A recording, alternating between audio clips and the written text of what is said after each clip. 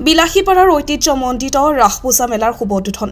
ৰাজ্যৰ চৌদিশে আৰম্ভ হোৱা ভগৱান শ্ৰীকৃষ্ণৰ ৰাসপূজা পালন হৈ থকাৰ সময়তে আজি সন্ধিয়া বিলাসীপাৰা সমজিলা চহৰৰ মাজমজিয়াত বিলাসীপাৰা পূজা আৰু মেলাৰ শুভাৰম্ভ হয়। ঢোলে-ডগৰে নানা জনগোষ্ঠীয় নৃত্য গীত দলে সুশোভিত শোভাযাত্ৰাৰে ৰাসপূজা মেলাৰ মূল তোৰণখন উদ্বোধন কৰে মাৰ্কেটিং বৰ্ডৰ চেয়াৰমেন অশোক কুমাৰ সিংঘি।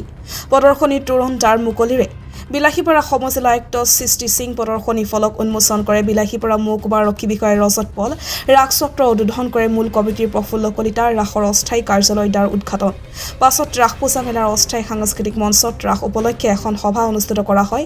সভাত আমন্ত্ৰিত বিশিষ্ট অতিথি হিচাপে উপস্থিত থাকে সমজিলা আয়ুক্ত সৃষ্টি সিং। অতিথিসকলে বিলাসীপাৰা চহৰৰ ঐতিহ্যমণ্ডিত শ্ৰীকৃষ্ণৰ ৰাস যাত্ৰা সন্দৰ্ভত আলোচনা কৰে। উল্লেখ্য যে 15 দিনীয়া বিলাসীপাৰা ৰাস পূজা মেলাৰ সামৰণি পৰিব 30 নৱেম্বৰত।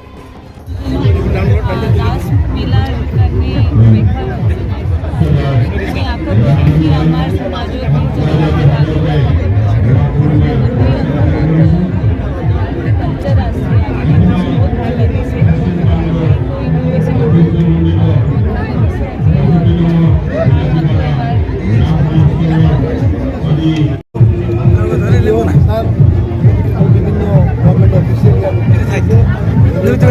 আছে রাজ কমিটি জড়িত আপনারা দেখিছে আমি আধ্যাত্মিক দিকটো এবার বজায় রাখিছো। আধ্যাত্মিক জীবনেই আমাক আগৰ জীৱনলৈ প্ৰেৰণ কৰে যে আমি ভাল মানুহ হ'ব পাৰোঁ। আমাৰ উদ্দেশ্যটো কি? উদ্দেশ্য এটাই যে আমি পৃথিৱীত জন্মগ্ৰহণ কৰিছোঁ, ভাল মানুহ হৈ যাতে মৃত্যুবৰণ কৰিব পাৰোঁ। তাৰ কাৰণে আমি এনেকুৱা এজন দৰকাৰ আছে। ভগৱানে আল্লাহ আমাক কি শিকায়? আমাক শিকায় আমি ভাল মানুহ হৈ এই পৃথিৱীখন ভাল কৰি যাওঁ। সেইকাৰণে আমি দিনমান কষ্ট কৰাৰ পিছত আমাৰ বিনোদনৰ দৰকাৰ। ভগৱানৰ সৃষ্টিৰ মাজত আমি আমোদ বিনোদন কৰোঁ। আৰু এইখন ৰাসমেলা এনেকুৱা এটা ৰাসমেলা য'ত অনৈক্যৰ ভিতৰত ঐক্যৰ আৱিষ্কাৰ হয়। ইয়াত কোনো জাতি ধৰ্ম নাথাকে। হিন্দু, মুছলমান, শিখ, ইছাই চবে মিলি আমি ৰাসমেলা উদযাপন কৰোঁ। মানুহৰ জীৱনত মংগল হওক এইখিনি কামনা কৰোঁ। এইটো আপোনাৰ 15 দিনীয়া ৰাসমেলা।